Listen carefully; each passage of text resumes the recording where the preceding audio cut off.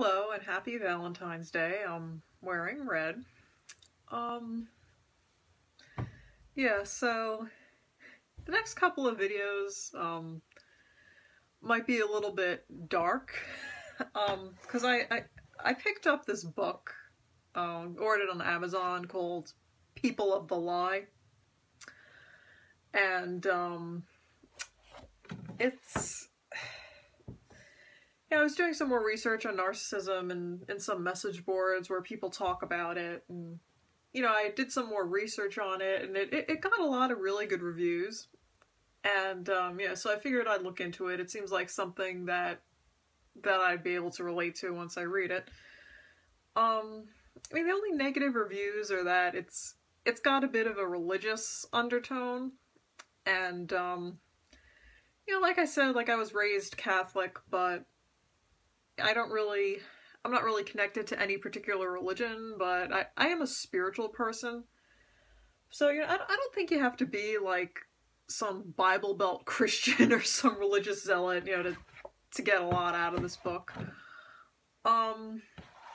Just as long as you believe in something and you're not completely atheist. I'm a spiritual person, and I do believe that there is more out there than what we see, and that we do have, I guess, souls or energy, or there's something beyond the physical that we can just see. And different religions have different theories. Like Catholicism, you have hell and you have Satan, and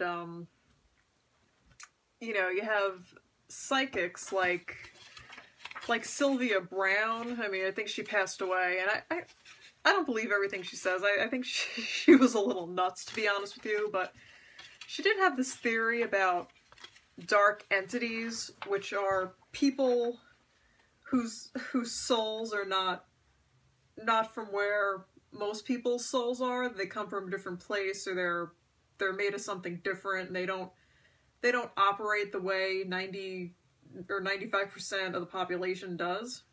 And she called them dark entities, which, if you read what she says about a dark entity, it really is like a malignant narcissist or a sociopath or a psychopath is what she would call a dark entity.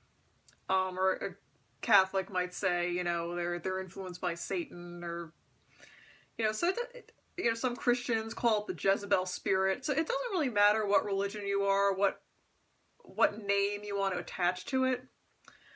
I'm just saying that I do believe that some people are kind of governed by a different force than the rest of us. And this book talks about the kind of the intersection between psychology or psychiatry and the supernatural. And there's a lot of people, sure, whose behavior can be explained by psychiatric disorders, chemical imbalances, and insanity, stuff like that. And then, but for a lot of other people, there seems to be this missing piece, or something that the doctors just can't quite understand. And,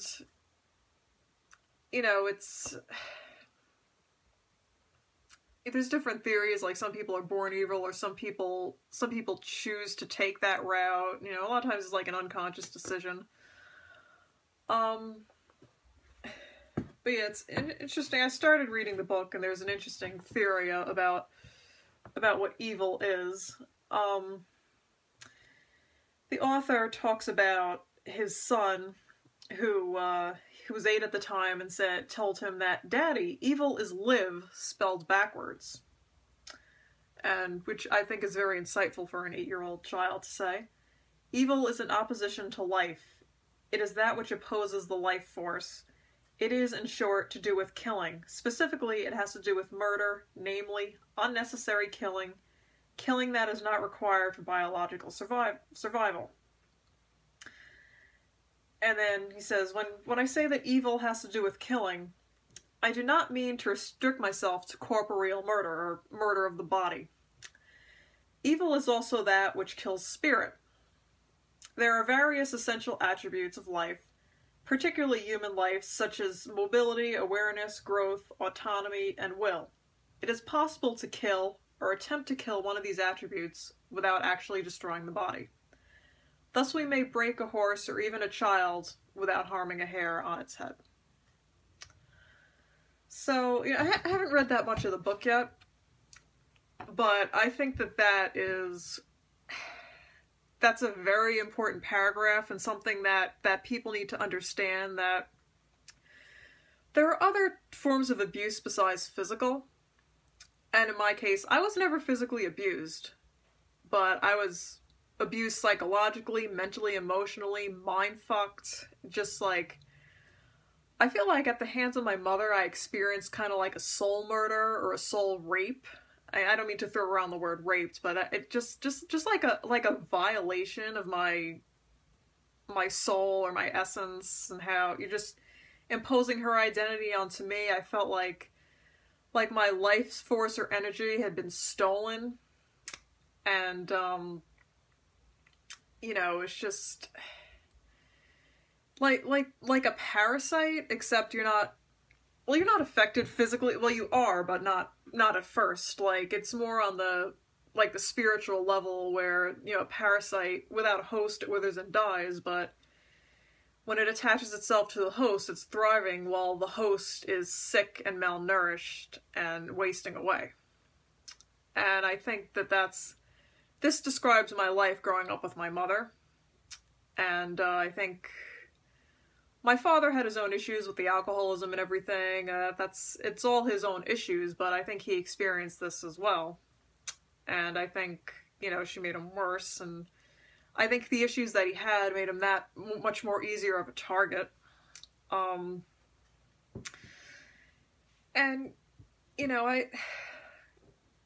it sounds a little out there, all this metaphysical stuff I'm talking about, but while she never hurt me deliberately, physically, a lot of times I'll see her, I'll go over there, and I'll come back, and I said to my husband, I feel like I just lost like 4 quarts of blood.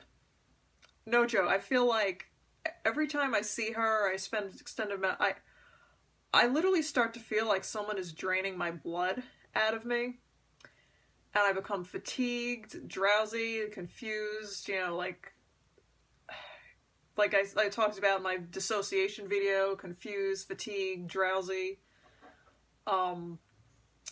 blood pressure drops, like, it really is, like, literally, like, I've lost blood when I haven't, but, like, I stand up, I get dizzy, like, I start to, like, physically feel like a walking zombie, or, like, a vampire just got me, like, I have no blood in my body, and, that's why I feel as if, people underestimate, they're, even if you don't believe in God, or any spiritual power, I do believe that there's at least energy that we can't see, and each person has like an energy field around them, and when your energy or your life force is fed off of, I think it affects you beyond your immediate environment. Like, I was just thinking about this the other day, how the more time I spent around my mother when I was living there, it was like a dark cloud followed me everywhere. It's hard to explain, but, like, I encountered more general hostility from people in general. Stuff tended to not go my way, just flat tires, just odd things happening that, since I got away from her, hasn't happened. It's really bizarre. It's like, it's almost like a witch putting a curse on somebody. Although I know this wasn't done, obviously, at the conscious level. She didn't do that, but it is like, it's like a snake that puts poison in your body, and, just because you leave the environment, you still got the poison. It's like a black cloud following me everywhere, which is why I see now, too, I need to get away from her, because I wasn't physically abused directly, although it did have effects on my health, and I was mentally abused too, yeah, and emotionally, but I feel like that the abuse even went beyond, beyond what I could immediately see, and I think this was like this reached me at the spiritual or energetic level to the point where it followed me everywhere. And my next couple of videos, I'm probably gonna just read some passages from this book about this particular psychiatrist and some of his patients, because I just skimmed it, and I do see my mother in a lot of these stories, and how these people that he calls evil, really, it's really basically malignant narcissism, and you can see a lot of the traits and the tactics in these stories. So that'll be my next, probably my next couple of videos, and it should be it should be an interesting book, to say the least.